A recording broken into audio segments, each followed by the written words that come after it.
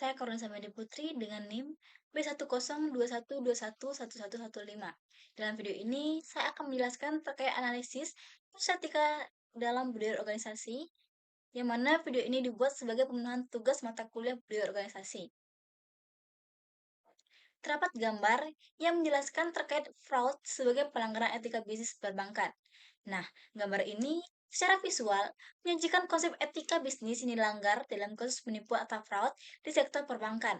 Lingkaran tengah dengan tulisan bisnis etik menjadi inti dari seluruh elemen yang mengelilinginya.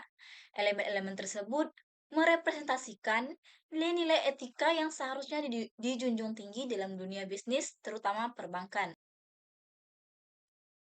Adapun trust atau kepercayaan merupakan fondasi dari setiap hubungan bisnis, terutama perbankan. Ketika terjadi penipuan, kepercayaan nasabah kepada bank akan hancur. Sedangkan passion atau semangat dalam bekerja seharusnya diarahkan untuk memberikan pelayanan terbaik, bukan untuk mencari keuntungan secara tidak sah.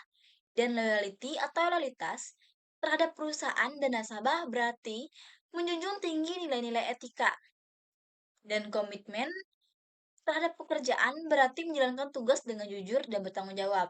Sedangkan morality atau moralitas merupakan landasan utama dalam mengambil keputusan bisnis. Tindakan yang tidak moral seperti penipuan akan merugikan banyak pihak. Sedangkan fairness atau keadilan merupakan semua pihak yang harus diperlakukan secara adil dalam setiap transaksi bisnis. Adapun analisis terkait kasus etika bisnis dalam berorganisasi yaitu terkait kasus penipuan di perbankan yang menunjukkan adanya pelanggaran serius terhadap nilai-nilai etika bisnis. Adapun beberapa faktor yang mungkin menjadi penyebabnya adalah pertama, kultur organisasi. Nah, budaya organisasi yang tidak sehat seperti terlalu menekankan target tanpa memperhatikan etika dapat mendorong karyawan untuk melakukan tindakan tidak sesuai. Yang kedua, ada sistem pengawasan yang lemah. Kurangnya pengawasan internal dan eksternal dapat memberikan celah bagi terjadinya penipuan.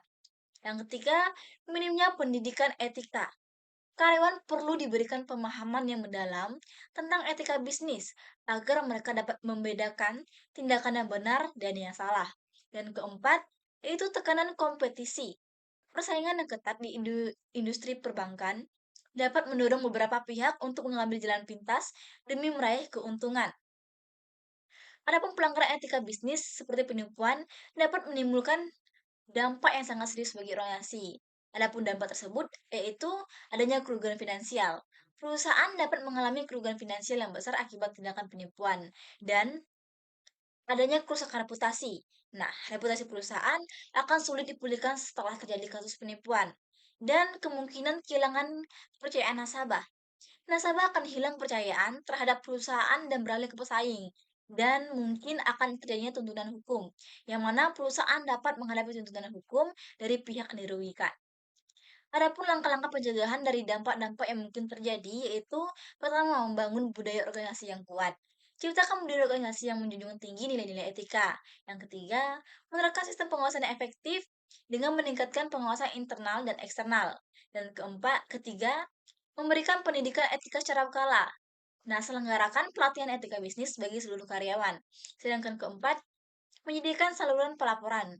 Berikan kesempatan kepada karyawan untuk melapor tindakan yang tidak etis. Dan yang kelima atau yang terakhir, memberikan sanksi yang jelas. Berikan sanksi yang tegas bagi karyawan yang melanggar kode etik perusahaan. Adapun kesimpulan yang saya tarik dari analisis terhadap kasus tersebut itu kasus penipuan di perbankan merupakan pengingat penting bagi kita tentang betapa krusialnya etika bisnis dalam menjalankan suatu organisasi. Dengan memahami akar penyebab masalah dan menerapkan langkah-langkah pencegahan yang tepat, perusahaan dapat membangun reputasi yang baik dan menjaga kepercayaan para pemangku kepentingan. Sekian video dari saya. Terima kasih.